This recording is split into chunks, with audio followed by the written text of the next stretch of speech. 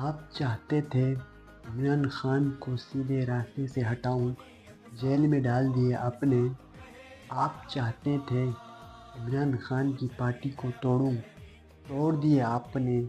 आप चाहते थे आप चाहते थे इनसे इंतखाबी निशान छीनूं, छीन लिया आपने।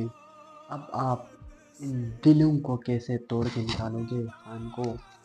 हम नवाज आएंगे मोहब्बत से, हम नवाज आएंगे मोहब्बत से, जान जाएगी और क्या होगा। हम नवाज आएंगे मोहब्बत से।